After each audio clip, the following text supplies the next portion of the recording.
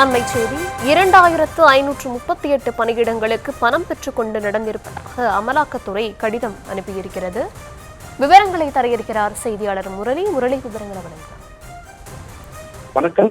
நகராட்சி நிர்வாகம் மற்றும் குடிநீர் வழங்கல் துறையில் முறைகேடு நடந்திருப்பதாகவும் அதே போன்று லஞ்சம் பெற்றுக்கொண்டு நியமனம் நடந்திருப்பதாக தமிழக டிஜிபிக்கு அமலாக்கத்துறை கடிதம் ஒன்று அனுப்பியிருக்கிறது. கடந்த சில நாட்களுக்கு முன்பு 2538 பணிகளுக்கு பணம் பெற்றுக்கொண்டு ஊழல் நடந்திருப்பதாக தகவல் வெளியாகி இருக்கிறது. இந்த தகவலின் அடிப்படையில் அமலாக்கத்துறை சோதனையும் மேற்கொண்டிருக்கிறது. இந்த சோதனையில் பல்வேறு ஆவணங்கள் கைப்பற்றப்பட்டதாகவும் தகவல் வெளியாகிறது. ஒவ்வொரு பதவிக்கும் குறிப்பாக 25 லட்சம் முதல் 35 லட்சம் வரை இவர்கள் லஞ்சமாக பெற்றுக்கொண்டு அதற்கான இந்த தலைவரில் நடைபெறுவது தெரிய வந்திருக்கிறது. இதில் முக்கிய அரசியல் தலைவர்களுக்கு தொடர்பு இருப்பதாகவும் ஒரு தகவல் வெளியாகி இருக்கிறது.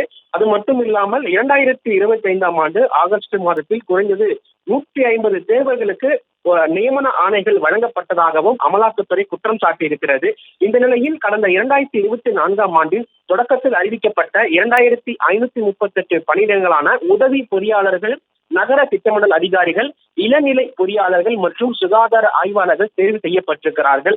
இந்த துறைக்கான அமைச்சராக இருக்கக்கூடிய KN நேரு அவருடைய சகோதரர் ரவிச்சந்திரன் வீடுகளிலும் சோதனைகள் நடத்தப்பட்டது. இதன் தொடர்ச்சியாக தான் பல்வேறு ஆவணங்கள் கைப்பற்றப்பட்டதாக அமலாக்கத்துறை தெரிவித்திருக்கிறது. இந்த நிலையில் தமிழக டிஜிபிக்கு இந்த விவகாரம் தொடர்பாக தற்பொழுது கடிதம் அளித்திருக்கிறது. இந்த கடிதம் தொடர்பாக தொடர் விசாரணை நடத்தப்படும் என காவல்துறை தரப்பிலிருந்து தகவல்கள் தெரிவிக்கப்பட்டிருக்கிறது.